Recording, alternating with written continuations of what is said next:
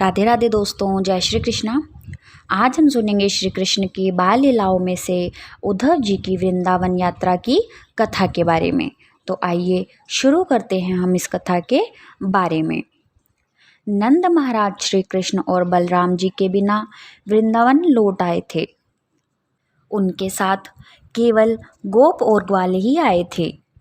गोपियों, माता यशोदा, श्रीमती राधा रानी और वृंदावन के सभी निवासियों के लिए निश्चय ही यह एक अत्यंत कारुणिक दृश्य था। उनके भक्तों ने श्री कृष्ण की वृंदावन से अनुपस्थिति के विषय में सामंजस्य स्थापित करने की चेष्टा की है, क्योंकि विशेषज्ञों के मतानुसार भगवान श्री कृष्ण कभी भी वृंदावन से एक पग भी बाहर नहीं जाते थे। वह सदैव वहीं रहते हैं। विशेषज्ञ भक्तों ने स्पष्टीकरण किया है कि श्री कृष्ण वास्तव में वृंदावन से अनुपस्थित नहीं थे। वे अपने वचन के अनुसार नंद महाराज के साथ ही लौट आए। जब श्री कृष्ण क्रूर जी के रथ पर मथुरा जा रहे थे और गोपियों ने उनका मार्ग रोक प्राय अवरुद्ध कर दिया था, उस समय श्री कृष्ण ने उन्हें आश्वासन दिया था कि वे मथुरा में अपना कार्य समाप्त करने के पश्चात ही लौट आएंगे। श्री कृष्ण ने गोपियों को व्याकुल न होने के लिए कहा और इस प्रकार उन्होंने उनको सांत्वना दी। किंतु जब वे नंद महाराज के साथ नहीं लौटे तो ऐसा लगता था कि या तो उन्होंने उनके साथ छल किया अथवा वे अपना वचन न निभा सके। किंतु महाभागवतों का निष्कर्ष है कि श्री कृष्ण न तो छली हैं और न ही वचन भंग करने वाले हैं। अपने मूल स्वरूप में श्री कृष्ण नंद महाराज के साथ लौट आए थे और माता यशोदा तथा गोपियों के साथ अपने भावंश के रूप में निवास कर रहे थे। श्री कृष्ण और बलराम जी मथुरा में अपने मूल रूप में नहीं रहे थे, अपितु अपने अंश श्री वासुदेव तथा श्री संकर्षण के रूप में रह रहे थे। अपने भावंशों में वास्तविक श्री कृष्ण व बलराम जी वृंदावन में थे, जबकि मथुरा में वे प्रभव तथा वैभव अंशों के रूप में प्रकट हुए। श्री कृष्ण के उत्तम अधिकारी भक्तों का यह विशेषज्ञ मत है। बाह्य रूप में वे वृंदावन से अनुपस्थित थे, किंतु जब नंद महाराज वृंदावन लौटने का आयोजन कर रहे थे, उस समय उनके श्री कृष्ण और बलराम जी के मध्य यह चर्चा हुई थी कि नंद जी से वियुक्त होकर वे बालक किस प्रकार रह सकेंगे। अलग होने का निर्णय पारस्परिक सहमति से लिया गया था। वसुदेव जी और देवकी जी, जो श्री कृष्ण के वास्तविक माता पिता थे, कंस की मृत्यु के कारण अब श्री कृष्ण को अपने साथ रखना चाहते थे। जब तक कंस जीवित था, श्री कृष्ण और बलराम को नंद महाराज के संरक्षण में वृंदावन में रखा गया था। स्वाभाविक ही था कि श्री कृष्ण व बलराम जी के माता पिता अब उन्हें अपने साथ रखना चाहते थे। इसका विशेष कारण यह था कि श्री कृष्ण और बलराम जी का यज्ञोपवीत संस्कार करना चाहते थे, जो परिष्कार या शुद्धि करने वाला संस्कार है। वे दोनों भाइयों को उच्च शिक्षा भी देना चाहते थे, क्योंकि यह पिता का कर्तव्य होता है। दूसरा विचार यह भी था कि मथुरा से बाहर रहने वाले कंस के सभी मित्र मथुरा पर आक्रमण करने की योजना बना रहे थे। इस कारण श्री कृष्ण की उपस्थिति आवश्यक थी। श्री कृष्ण नहीं चाहते थे कि दंतवक्र तथा जरासंध जैसे शत्रुओं के द्वारा वृंदावन में अशांति उत्पन्न की जाए। यदि श्री कृष्ण वृंदावन गए तो ये शत्रु न केवल मथुरा पर आक्रमण करते, अपितु वृंदावन जाकर वहाँ के शांति प्रिय निवासियों को भी शुद्ध करते। अतएव श्री कृष्ण ने मथुरा में ही रहने का निश्चय किया और नंद महाराज वृंदावन लौट आए। यद्यपि वृंदावन के निवासी श्री कृष्ण के वियोग का अनुभव कर रहे थे, तथापि अपनी लीलाओं के माध्यम से श्री कृष्ण सदैव उनके साथ थे तथा इस तथ्य से द्वारा वह भाव विभोर रहा करते थे।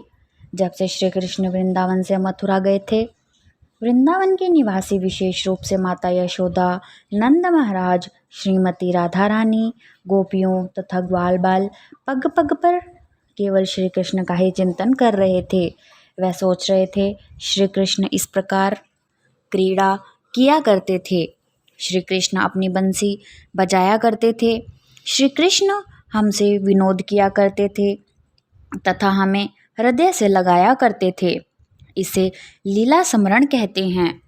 महान भक्तों ने श्री कृष्ण से संपर्क की इस विधि को सर्वश्रेष्ठ बताया है। भगवान श्री चैतन्य से भी पुरी में श्री कृष्ण की लीला स्मरण संग का आनंद लिया थे। भक्ति तथा आनंद की सर्वोच्च स्थिति में रहने वाले भक्त श्री कृष्ण की लीलाओं के स्मरण द्वारा सदैव श्री कृष्ण के साथ रह सकते हैं। श्रील विश्वनाथ चक्रवर्ती ठाकुर ने कृष्ण भगवन मृत नामक एक दिव्य साहित्य हमें प्रदान किया है जो श्री कृष्ण की लीलाओं से परिपूर्ण है। उच्च भक्त इस प्रकार के ग्रंथों का अध्ययन करके श्री कृष्ण चिंतन में लीन रह सकते हैं। श्री कृष्ण का लीला संबंधी कोई ग्रंथ जैसे लीला पुरुषोत्तम भगवान श्री कृष्ण नाम का यह ग्रंथ तथा हमारा भगवान श्री चैतन्य महाप्रभु का शिक्षामृत नामक ग्रंथ श्री कृष्ण के वियोग का अनुभव करने वाले सभी भक्तों को सांत्वना प्रदान करता है। श्री कृष्ण तथा बलराम जी वृंदावन नहीं आए, इस बात का इस प्रकार सामंजस्य बिठाया जा सकता है। उन्होंने अपना वृंदावन लौटाने का वचन भंग नहीं किया, न ही वे अनुपस्थित थे, किंतु मथुरा में उनकी उपस्थिति आवश्यक थी। इस बीच श्री कृष्ण के चचेरे भाई उद्धव द्वारका से उनसे मिलने आए। वे वसुदेव जी के भाई के पुत्र थे। आयु में श्री कृष्ण के बराबर ही थे। रूपरेखा में वे श्री कृष्ण जैसे ही लगते थे। गुरुकुल से लौटने पर अपने सर्वप्रिय सखा उद्धव को देखकर श्री कृष्ण प्रसन्न हो गए। श्री कृष्ण वृंदावन के नागरिकों के गहन वियोग भाव को शांत करने के लिए उद्धव को संदेश देकर वृंदावन भेजना चाहते थे। जैसा कि भगवद गीता में कहा गया है कि ये यथा मामय प्रप ध्यानते तथैव भजामि। अहम श्री कृष्ण अत्यंत भावग्राही हैं। भक्त की भक्ति में प्रकृति के अनुरूप ही वे स्नेह का आदान प्रदान करते हैं। गोपियाँ श्री कृष्ण के वियोग के कारण दिन के 24 घंटे श्री कृष्ण का चिंतन करती रहती थीं। श्री कृष्ण भी उसी प्रकार गोपियों, माता यशोदा, नंद महाराज तथा वृंदावन के अन्य निवासियों का चिंतन करते रहते थे। यद्यपि श्री कृष्ण उनसे दूर प्रतीत होते थे, तथापि श्री कृष्ण समझ सकते थे कि वे किस प्रकार आध्यात्मिक रूप से दुखी हैं और इसीलिए वे उनको धैर्य बंधाने वाला संदेश देने के लिए उद्धव जी को तत्काल भेजना चाहते थे। उद्धव जी को वृषण वंश का सर्वश्रेष्ठ व्यक्ति माना जाता है। उन्हें श्री कृष्ण के लगभग समान समझा जाता है। वे श्री कृष्ण के अनन्य मित्र थे। देवताओं के गुरु तथा पुरोहित बृहस्पति के शिष्य होने के कारण वे अत्यंत बुद्धिमान तथा निर्णय लेने में कुशाग्र थे। बौद्धिक दृष्टिकोण से वे अत्यंत योग्य थे। उद्धव जी श्री कृष्ण के परम प्रिय मित्र थे, अतएव श्री कृष्ण उन्हें वृंदावन भेजना चाहते थे। साथ ही यह भी प्रयोजन था कि वे वृंदावन में संपन्न की जाने वाली अत्यंत उच्च कोटि की भाव भक्ति का अध्ययन कर सकें। चाहे कोई भौतिक ज्ञान में अति उत्कृष्ट हो और बृहस्पति का शिष्य हो, तब भी यदि श्री कृष्ण से अतिशय प्रेम करना हो तो उसे गोपियों और वृंदावन वासियों से सीखना पड़ता है। वृंदावन वासियों को धैर्य देने के लिए संदेश देकर उद्धव जी को वृंदावन भेजना श्री कृष्ण का उद्धव के प्रति विशेष अनुग्रह था। भगवान श्री कृष्ण का नाम हरि भी है, जिसका अर्थ है वह जो शरणागत भक्तों के सभी दुख हर लेते हैं। चैतन्य महाप्रभु कहते हैं कि जैसे उपासना गोपियों में थी, कभी भी कोई उपासना उससे उत्कृष्ट कोटि को नहीं हो सकती। श्री कृष्ण गोपियों के दुख के विषय में अत्यंत चिंतित थे।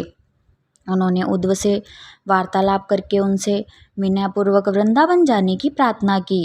उन्होंने उद्धव जी का हाथ अपने हाथ में लेकर कहा, मेरे सौम्य सदा उद्धव, कृपया तुम तत्काल वृंदावन जाओ और मेरे माता पिता नंद महाराज तथा यशोदा देवी और गोपियों को सांत्वना देने का प्रयत्न करो। किसी भयंकर रोग से पीड़ित व्यक्ति की भांति वे अत्यंत ही दुखी हैं। तुम जाकर उन्हें एक संदेश दो। मुझे आशा है कि उनके व्याधियाँ अशांत शांत हो जाएगी। गोपियाँ सदैव मेरे चिंतन में लीन रहती है। उन्होंने अपना शरीर, कामनाएं, जीवन तथा आत्मा सभी मुझे समर्पित कर दिया है। मैं न केवल गोपियों के लिए चिंतित हूँ, अपितु जो भी प्राणी मेरे लिए समाज, मैत्री, प्रेम और व्यक्तिगत सुखों का त्याग करता है, उनके लिए मैं व्याकुल रहता हूँ। ऐसे उत्कृष्ट भक्तों की रक्षा करना मेरा कर्तव्य है। गोपियाँ मुझे सर्वाधिक प्रिय है। वे इस प्रकार सदैव मेरा चिंतन करती रहती हैं कि वे मेरे वियोग में व्याकुल और मृतप्राय रहती हैं। वे केवल यह सोचकर जीवित है कि मैं शीघ्र ही उनके पास लौट रहा हूँ। भगवान श्री कृष्ण के इस प्रकार आग्रह होने पर उद्धव जी ने तत्काल अपने रथ पर सवार होकर प्रस्थान किया और गोकुल को संदेश ले गए। सूर्यास्त के समय जब गायें गोचर भूमि से लौट रही थी, तब वे वृंदावन के समीप पहुँचे। उद्धव जी और उनका रथ गोरक्ष से आवर्त हो गए। उन्होंने वृषभों को समागम के लिए गायों के पीछे दौड़ते हुए देखा। दुग्ध भार से बोझिल थनों वाली दूसरी गायों को उन्होंने दूध लाने के लिए बछड़ों के पीछे भागते देखा। उद्धव जी ने देखा कि वृंदावन की समस्त धरती श्वेत गायों और बछड़ों से भरी हुई है। गोकुल में यत्र तत्र सर्वत्र गायें दौड़ रही थी। उन्हें गोदोहन की ध्वनि सुनाई पड़ रही थी। वृंदावन में प्रत्येक सूर्यदेव तथा अग्निदेव की उपासना के लिए सज्जित था। प्रत्येक घर में अतिथियों, गायों, ब्राह्मणों और देवताओं के स्वागत का प्रबंध था। घर को पवित्र बनाने के लिए प्रत्येक घर दीपक से प्रकाशित था और उसमें धूप जल रही थी। वृंदावन में सर्वत्र पुष्पों से भरे उत्तम उद्यान, चहचहाते पक्षी, मधुमक्खियों की गुनगुनाहट थी। सरोवरों में कमल पुष्प, बतखे तथा हंस भरे हुए थे। उद्धव जी ने नंद महाराज के घर में प्रवेश किया। वासुदेव के प्रतिनिधि के रूप में वहां उनका स्वागत किया गया। नंद महाराज ने उन्हें आसन दिया और श्री कृष्ण, बलराम जी तथा मथुरा में रहने वाले परिवार के अन्य संदेश के विषय में पूछने के लिए वे उनके पास बैठ गए। वे जानते थे कि उद्धव श्री कृष्ण के अत्यंत अतरंग सखा हैं, अतएव वे शुभ संदेश लेकर ही आए होंगे। नंद महाराज ने कहा, प्रिय उद्धव, मेरे मित्र वसुदेव जी कैसे हैं? वे अब कंस के कारागार से मुक्त हो गए हैं और अब वे अपने मित्रों और अपने पुत्रों श्री कृष्ण और बलराम जी के साथ हैं, अतः वे अत्यंत प्रसन्न होंगे। मुझे उनके और उनकी कुशलता के विषय में भी बताइए। वे अत्यंत प्रसन्न होंगे, मुझे उनके और उनकी कुशलता के विषय में बताइए। हम भी अत्यंत प्रसन्न हैं कि सर्वाधिक पापी असुर कंस की अब मृत्यु हो चुकी है। वह सदैव ही यदुवंश और उनके संबंधियों से द्वेष रखता था। अब उसके पाप कर्मों के कारण अपने सभी भाइयों सहित उसका संहार हो चुका है। कृपया अब हमें बताइए कि क्या श्री कृष्ण वृंदावन में रहने वाले अपने माता पिता, सखाओं और साथियों का स्मरण करते हैं? क्या वे अपनी गायों, अपनी गोपियों, अपने गोवर्धन पर्वत और अपनी वृंदावन की गोचर भूमि का स्मरण करते हैं? ऐसा तो नहीं कि अब वे यह सब भूल गए हैं। क्या श्री कृष्ण को अपनी सखाओं और संबंधियों के पास लौटने की संभावना है, जिससे हम उन्नत नासिका व कमल नयनों वाले उनके सुंदर मुख के लिए दर्शन कर सकें? हम सबको याद है कि किस प्रकार उन्होंने हमें दावानल से बचाया था और यमुना में रहने वाले कालिया नाग से भी उन्होंने हमारी किस प्रकार रक्षा की थी। हम केवल यही विचार करते रहते हैं कि इतनी सारी भयानक स्थितियों में हम सबको सुरक्षा प्रदान करने के लिए हम उनके कितने अधिक आभारी हैं। प्रिय उद्धव, जब हम श्री कृष्ण के सुंदर मुख और नयनों तथा उनकी यहाँ वृंदावन में विभिन्न लीलाओं का चिंतन करते हैं तो हम इतने व्याकुल हो जाते हैं कि हमारी सभी कार्यकलाप रुक जाते हैं। हम सभी केवल श्री कृष्ण का चिंतन करते हैं कि वे कैसे मुस्कुराते थे और कैसे हमारी ओर चिंतवन करते थे। जब हम यमुना नदी तथा वृंदावन के अन्य सरोवरों के तट पर जाते हैं अथवा गोवर्धन पर्वत या गोचर भूमि के निकट जाते हैं तो अभी भी हमें वहाँ की धरती पर श्री कृष्ण के चरण चिन्हों के दर्शन होते हैं, क्योंकि वे उन स्थानों पर निरंतर जाते थे। अतः वहाँ पर क्रीड़ा करते हुए श्री कृष्ण का हमें अत्यधिक स्मरण हो जाता है। जब हमारे मन में श्री कृष्ण का स्वरूप प्रकट हो जाता है तब हम तत्काल उनके चिंतन में लीन हो जाते हैं। अतएव हम विचार करते हैं कि संभवतः श्री कृष्ण और बलराम जी स्वर्गलोक के प्रमुख देवता हैं, जो पृथ्वी पर कुछ विशिष्ट कर्तव्यों के संपादन के लिए हमारे सम्मुख सामान्य बालक के रूप में प्रकट हुए हैं। गर्ग मुनि ने भी श्री कृष्ण के जन्म कुंडली बनाते समय इस बात की भविष्यवाणी की थी कि यदि श्री कृष्ण एक महान व्यक्ति न होते तो 10 सहस्त्र हाथियों का बल रखने वाले कंस को कैसे मार सकते थे। कंस के अतिरिक्त कई और अत्यंत बलशाली मल्ल भी थे और साथ ही कुवलयापीड़ नामक विशालकाय हाथी भी था। इन सब पशुओं और असुरों का श्री कृष्ण ने उसी प्रकार वध कर दिया जैसे कोई सिंह एक साधारण पशु का वध करता है। यह कितना अद्भुत है कि 3 जड़ जुड़े हुए ताड़ के वृक्षों से निर्मित विशाल और भारी धनुष को श्री कृष्ण ने एक हाथ से उठा लिया और शीघ्रता से उसे तोड़ दिया। यह कितना आश्चर्यजनक है। श्री कृष्ण ने लगातार 7 दिनों तक गोवर्धन पर्वत को एक हाथ में धारण किए रखा। यह कितना अद्भुत है कि श्री कृष्ण ने प्लम्बासुर, धेनुकासुर, अरिष्ठासुर, तृणाव्रत तथा बकासुर जैसे सभी असुरों का वध कर दिया। वे असुर इतने बलशाली थे कि स्वर्गलोकों में देवता भी उनसे भयभीत थे। किंतु श्री कृष्ण ने उतनी सरलता से उनका वध कर दिया। उद्धव के सामने श्री कृष्ण के असामान्य कार्यों का वर्णन करते करते नंद महाराज धीरे धीरे व्याकुल हो गए और आगे कुछ न बोल सके। जहाँ तक यशोदा मैया का प्रश्न है, वे अपने पति के समीप मौन बैठकर श्री कृष्ण की लीलाओं का श्रवण कर रही थी। वे केवल अविरल क्रंदन कर रही थी और उनके स्तनों से दूध बह रहा था। जब उद्धव जी ने देखा कि भगवान श्री कृष्ण के चिंतन में नंद महाराज और यशोदा जी असामान्य रूप से व्याकुल हैं और जब उद्धव जी ने श्री कृष्ण के प्रति उनके असामान्य स्नेह का अनुभव किया तो वे भी व्याकुल हो गए। उन्होंने कहा, माता यशोदा और नंद महाराज, आप दोनों मनुष्यों में सर्वाधिक आदरणीय हैं, क्योंकि इस प्रकार दिव्य भाव में मगन होकर आपके अतिरिक्त और कोई ध्यान नहीं कर सकता।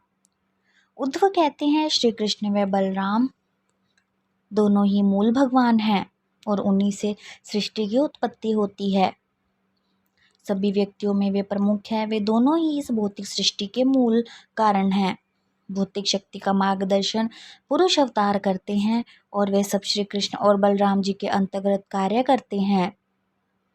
अपने आंशिक प्रतिनिधि के द्वारा वे अपने सभी प्राणियों के हृदय में प्रवेश कर जाते हैं। वे सभी ज्ञान और विस्मृतियों के भी स्रोत हैं।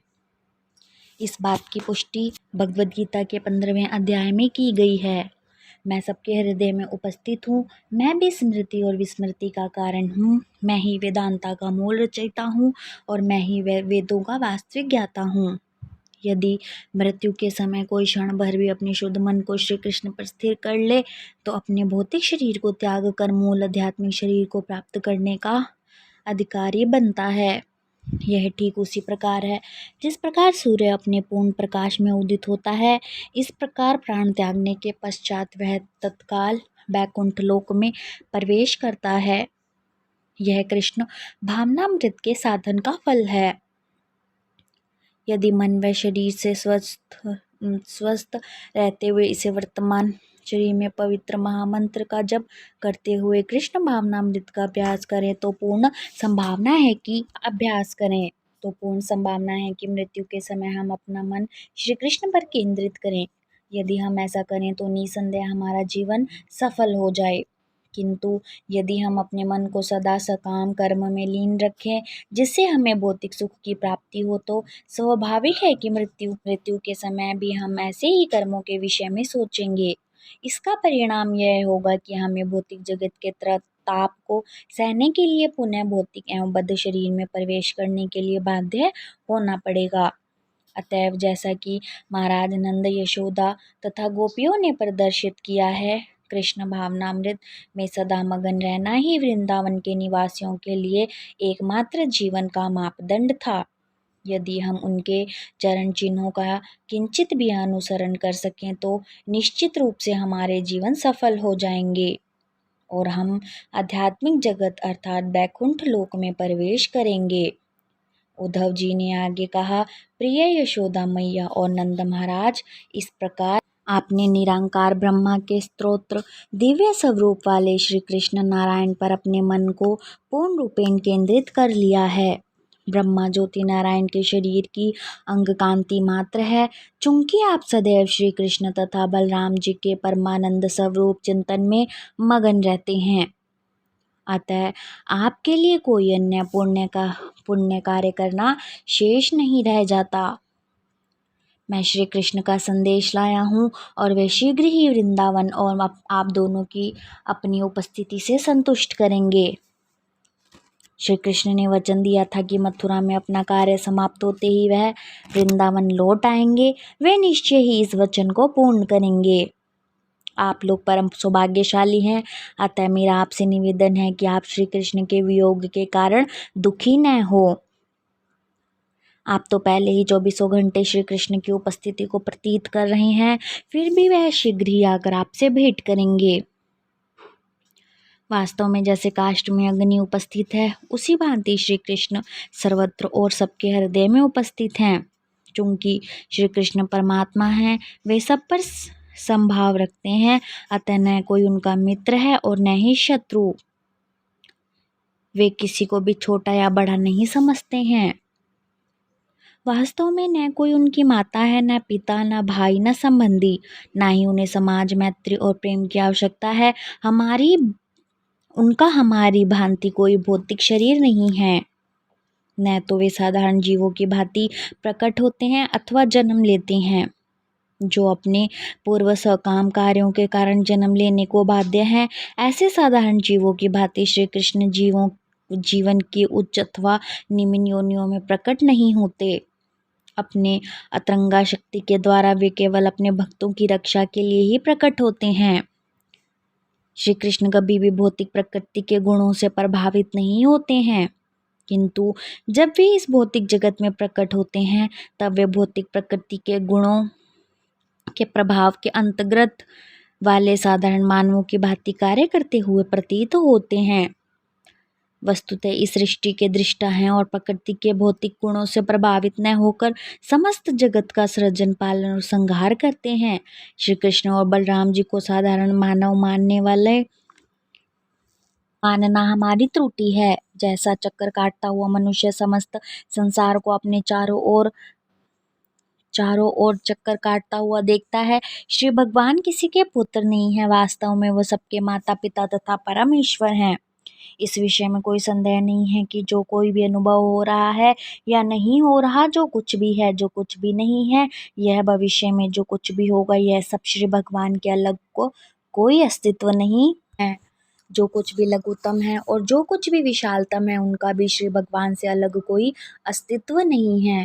सब कुछ उन्हीं में अव्यवस्थित है, किंतु सृष्टि में अभिव्यक्ति कोई भी वस्तु उन्हें स्पर्श नहीं कर सकती।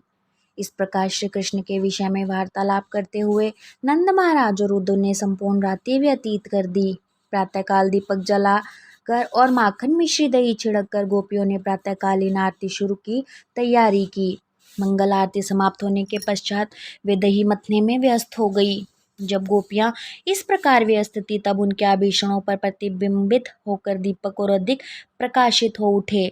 उनकी मथनी, उनकी बाहें, उनके कर्णफूल, उनकी चूड़ियां और उनके स्तन सभी चलायमान हो रहे थे। कुमकुम से उनके मुखों को एक ऐसी अरुण आभा प्राप्त हो रही थी जिसकी तुलना उगते हुए सूर्य से की जा सकती है। दही मथते हुए मधुर ध्वनि के निकलने के साथ गोपियां श्री कृष्ण का यशगान भी कर रही थी। दोनों ध्वनियों की गूंज मिलकर आकाश तक जा रही थी और समस्त वातावरण को पावन कर रही थी। सूर्यदेव के पश्चात सदा की भांति गोपियां नंद महाराज तथा यशोदा को प्रणाम करने आई, किंतु जब उन्होंने उद्धव के स्वर्णम रथ को द्वार पर